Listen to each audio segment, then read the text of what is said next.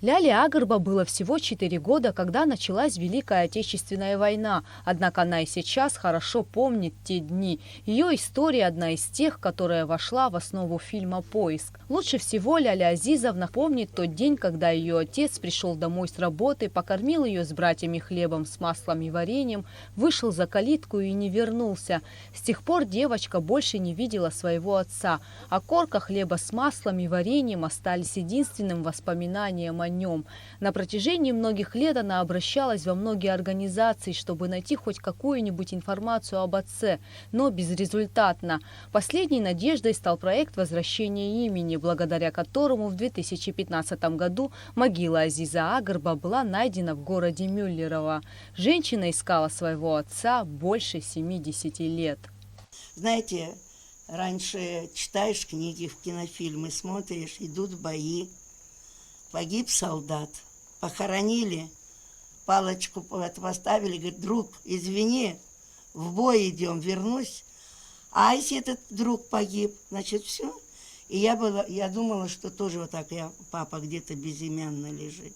Мы поехали в город Миллерово, это не доезжая Ростова. И самое интересное, ребята, хочу вам сказать, часто ездили, путешествовать любили. Сколько я этот город Миллерово проезжала и не знала, что через железную дорогу мой папа там покоится и погиб. Для съемок фильма были привлечены маленькие актеры Сана Кирселян и Эрнест Беби. Они сыграли роли Ляли Агрба и ее брата. Вот дети играют у колодца в небольшом сельском дворике. Они бегают, обливаются водой и громко смеются. Все это воспоминания самой Ляли Азизовны о счастливом довоенном детстве. Нам очень понравилось участвовать в съемках фильма. Да. Что больше всего понравилось, Эрнест? Мне обливаться. Мне тоже обливаться. Для съемок фильма были привлечены и актеры Абхазского драмтеатра. Роль Азиза Агрба сыграл актер Бадра Чантурия. Режиссер фильма Дмитрий Статейнов отмечает, что с поисками актеров не возникло сложностей, да и сам съемочный процесс протекает хорошо. Съемки фильма проходят как никогда хорошо. Мы, в принципе, почему так происходит? Потому что мы спланировали изначально, я расписал раскадровку полностью, посекундно. Входит в кадр, выходит, что делает полностью. Поэтому, в общем-то, мы по плану укладываемся сейчас. А актеров отбирали, слава богу, нам получилось найти актеров сразу же. То есть не было такого кастинга.